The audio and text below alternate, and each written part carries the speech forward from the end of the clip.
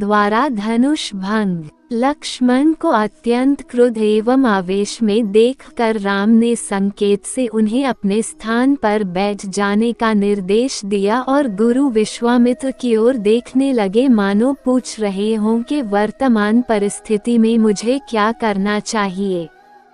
विश्वामित्र ने कहा, वत्स, लक्ष्मण ने सूर्य कुल की जिस मर्यादा एवं गौरव वर्णन किया है वह सत्य है। अब तुम धनुष पर प्रत्यंचा चढ़ाकर लक्ष्मण के वचन को सिद्ध करके दिखाओ। गुरु की आज्ञा पाकर रामचंद्र मंद गति से पग बढ़ाते हुए शिव जी के धनुष के पास पहुँचे। राम को धनुष की ओर जाते देख सीता और उनकी सखियां तथा जनकपुरी के समस्त दर्शकगण अत्यंत प्रसन्न हुए, किंतु उनकी प्रसन्नता को संशय ने घेर लिया। वे सोचने लगे कि जब विश्वविख्यात शक्तिशाली राजा और राजकुमार इस शिव जी के धनुष को हिला नहीं सके तो राम जैसे सुकुमार किशोर पिनाक की प्रत्यंचा चढ़ाने में कैसे सफल हो सकेंगे।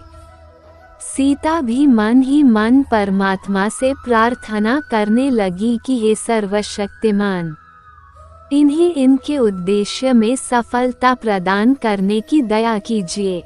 मेरा हृदय भी इनकी ओर आकर्षित हो गया है, अतः इसकी लाज भी आपको ही रखनी है। हे प्रभु, आप अपनी अद्भुत शक्ति से इस धनुष को इतना हल्का कर दीजिए कि यह सरलता से उनके द्वारा उठाया जा सके। धनुष के पास पहुंचकर राम ने धनुष सादर प्रणाम किया और धनुष को बीच से पकड़कर सरलता के साथ उठा लिया और खेल ही खेल में उस पर प्रत्यंचा चढ़ा दी। प्रत्यंचा चढ़ाकर ज्यों ही उन्होंने धनुष की डोर पकड़कर कान तक खींची, त्यों ही वह धनुष भयंकर शोर मचाता हुआ तड़तड़ाकर टूट गया। उस नाद से अधिकांश दर्शक मूर्छित होकर भूमि पर गिर पड़े। सिर्फ विश्वामित्र, राजा जनक, राम, लक्ष्मण आदि कुछ ही ऐसे लोग थे जिन पर इस भयंकर स्थिति का कोई प्रभाव नहीं पड़ा। कुछ काल पश्चात जब सबकी मूर्छा दूर हुई तो वे राम की सराहना करने लगे।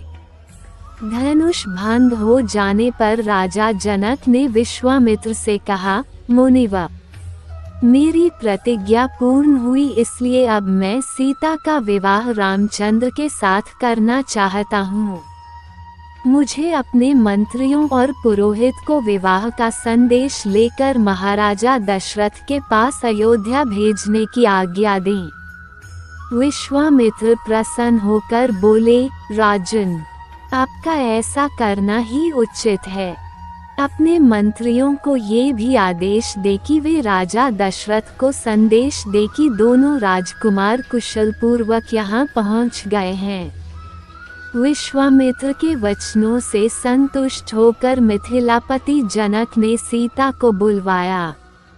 वे अपनी सखियों के साथ हाथ में वरमाला लिए मंद गति से लजाती हुई वहां आई जहां धनुष को तोड़ने के पश्चात श्री रामचंद्र खड़े थे।